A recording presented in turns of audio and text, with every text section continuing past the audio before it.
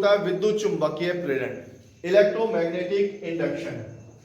विद्युत चुंबकीय प्रेरण, विद्युत चुंबकीय प्रेरण यानी कि इलेक्ट्रोमैग्नेटिक इंडक्शन। उससे पहले हम डिस्कस करेंगे चुंबकीय फ्लक्स के बारे में। चुंबकीय फ्लक्स किसे कहते हैं? जैसे आपने वैद्युत फ्लक्स के बारे में पढ़ा, से उसी प्रकार यहां हम डिस्कस करेंगे चुंबकीय फ्लक्स के बारे में। ठीक है, थोड़ा सा मैं रिकॉल कराऊं कि विद्युत फ्लक्स किसे कहते हैं कि किसी भी पृष्ठ से गुजरने वाली वैद्युत बल रेखाओं की संख्याओं की माप को वैद्युत फ्लक्स कहते हैं। वहां हमने डिटेल में पढ़ा वैद्युत फ्लक्स पर गॉस का नियम वगैरह हमने ये डिस्कस किए। ठीक है, यहां हम बात करते हैं चुंबकीय फ्लक्स की। पहले कि चुंबकीय फ्लक्स क्या है? चुंबकीय फ्लक्स किसे कहते हैं? Magnetic flux. चुंबकीय फ्लक्स यानी कि मैग्नेटिक फ्लक्स क्या होता है? मैग्नेटिक फ्लक्स किसे कहते हैं? देखिए, किसी पृष्ठ से गुजरने वाली चुंबकीय बल रेखाओं की संख्याओं की माप। कोई भी पृष्ठ है, उससे गुजरने वाली चुंबकीय बल रेखाओं की संख्याओं की माप को ही हम चुंबकीय फ्लक्स कहते हैं। समझ लो, ये हमारा चुंबकीय क्षेत्र है, चुंबकीय बल रेखाएं हैं ये, और ये चुंबकीय बल रेखाएं, ये बी हो गया चुंबकीय क्षेत्र। ठीक है, और यहां ये हमारा पृष्ठ है, इस पृष्ठ से ये चुंबकीय बल रेखाएं गुजर रही है। समझ लो, पृष्ठ का क्षेत्रफल ए है।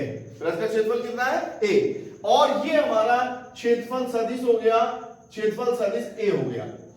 और यहां चुंबकीय क्षेत्र के बीच में कोण ये हमारा बी चुंबकीय क्षेत्र हो गया, और इसके बीच में ये हमारा कोण थीटा हो गया। ठीक है, किसके? चुंबकीय क्षेत्र और किसके बीच है? ये हमारा इसके क्षेत्रफल सदिश के बीच में कोण थीटा है। ठीक है, तो अब इससे गुजरने वाला चुंबकीय फ्लक्स की माप क्या होती है, वो कैसे निकालेंगे? तो इससे गुजरने वाले चुंबकीय फ्लक्स फाई बी बराबर होता है, बी किसे लिखा? वहां हमने फाई ई लिखा था विद्युत के क्षेत्र के लिए, और यहां फाई बी लिखेंगे चुंबकीय क्षेत्र के लिए।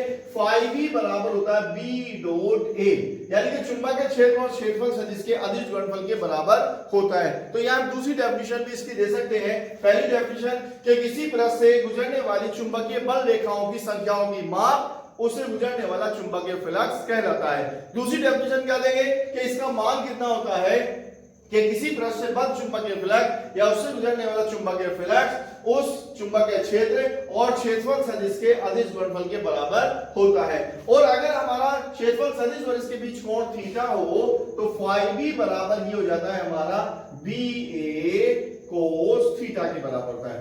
फाई बी बराबर बी ए कोस थीटा। ठीक है, अब अगर ये हमारा पृष्ठ लंबवत हो ऐसे चुंबकीय क्षेत्र के, बिल्कुल लंबवत हो, तो हमारा फाई बी और इसके बीच में एंगल जीरो हो जाएगा। ये मेरा अगला देखिए चुंबकीय क्षेत्र की दिशा में, और ये हमारा ये तो चुंबकीय क्षेत्र जो हमारा क्षेत्रफल सदिश होता है वो पृष्ठ के लंबवत होता है, तो चुंबकीय क्षेत्र भी लंबवत है और हमारा क्षेत्रफल सदिश भी इसके लंबवत होता है, तो इसके बीच एंगल जीरो हो जाएगा। तो यहाँ थीटा बराबर हम जीरो रखेंगे तो क्या हो जाएगा? फाई बी बराबर B A cos zero, cos zero का फाई बी बराबर ये हो जाएगा यहाँ बी इंटू ए हो जाएगा हमारा। ठीक है, अब यहां इसका मात्रक हम लिखें, फाई बी का मात्रक क्या होता है। पहले हम बात करें कि विशेष स्थितियां क्या प्रोड्यूस होंगी इसमें। पहली स्थिति क्या है? थीटा बराबर हमारा जीरो हो गया। पहली कंडीशन में क्या लिया हमने? थीटा बराबर जीरो, यानी कि हमारा चुंबकीय क्षेत्र और क्षेत्र ये जो हमारा पृष्ठ जो है ये लंबवत है, अर्थात क्षेत्रफल सदिश और इसके बीच एंगल कोण जीरो है। ठीक है, तो थीटा बराबर जीरो, फाई बी बराबर B A cos zero, cos zero का मान 1 हो गया, तो फाई बी बराबर हमारा बी हो गया। दूसरी कंडीशन हमारी क्या थी है कि अगर हमारा चुंबकीय क्षेत्र जो है, चुंबकीय क्षेत्र ये हमारा प्लस इसके समांतर है, ये हमारा चुंबकीय क्षेत्र हो गया, चुंबकीय क्षेत्र हो गया। ठीक है, ये हमारा प्लस हो गया, तो क्षेत्रफल सदिश हमारा ये ए हो गया इसके लंबवत, और ये हमारा बी चुंबकीय क्षेत्र एंगल हो गया इनके बीच में 90 डिग्री।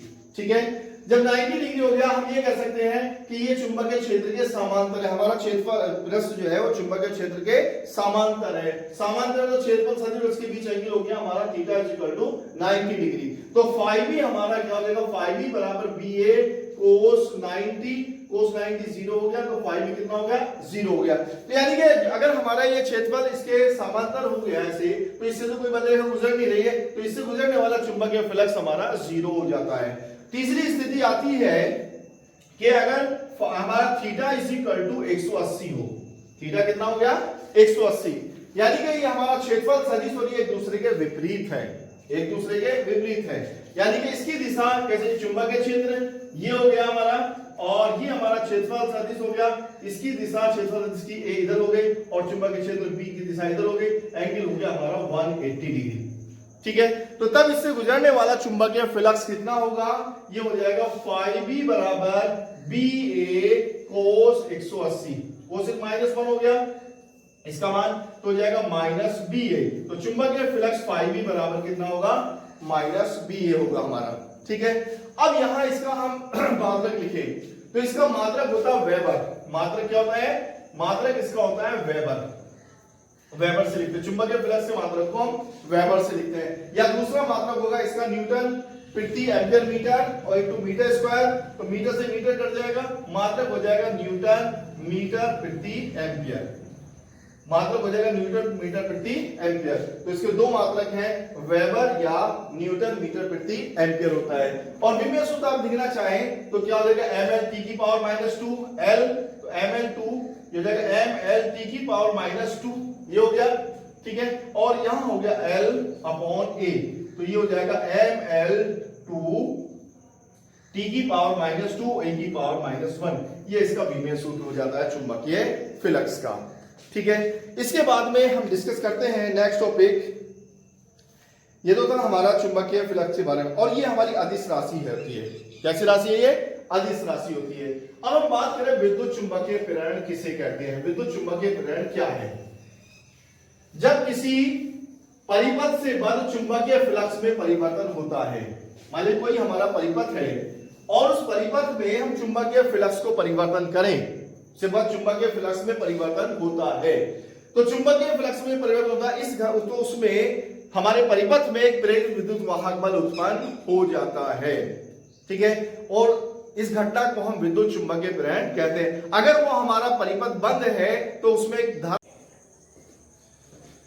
ठीक है, तो ये हमारा phi b बराबर क्या होगा v डॉट a, ये होता है phi बराबर v डॉट a।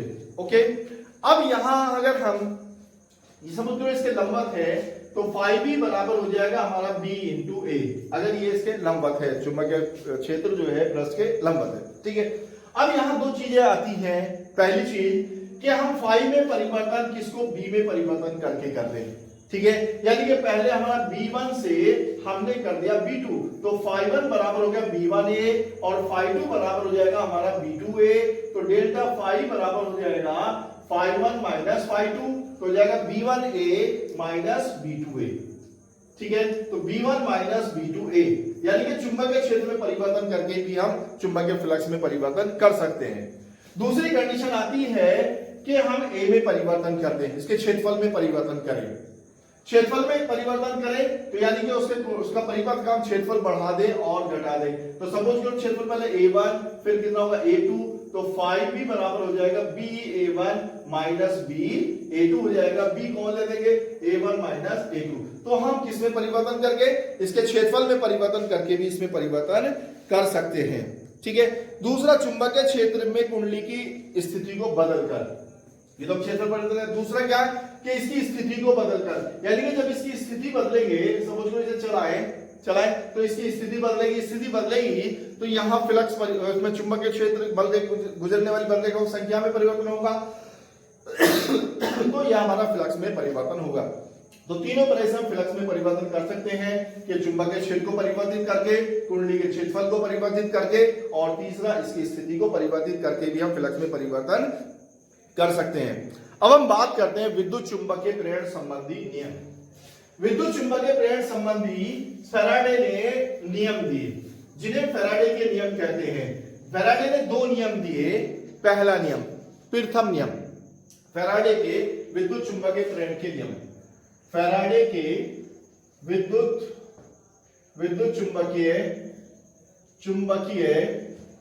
प्रेरण के नियम, laws of Faraday's law electromagnetic induction, Faraday के विद्युत चुंबकीय प्रेरण के नियम। इन्होंने दो नियम दिए, प्रथम नियम, फैराडे के विद्युत चुंबकीय प्रेरण का प्रथम नियम। प्रथम नियम इन्होंने क्या कहा कि जब किसी कुंडली से बद्ध या किसी परिपथ से बद्ध, परिपथ कोई भी हो, विद्युत परिपथ है, जब किसी विद्युत परिपथ से बद्ध चुंबकीय फ्लक्स में परिवर्तन होता है, यानी कि परिपथ में जो चुंबकीय फ्लक्स है उसके अंदर परिवर्तन होता है, तो उस परिपथ में एक प्रेरित विद्युत वाहक बल उत्पन्न होता है।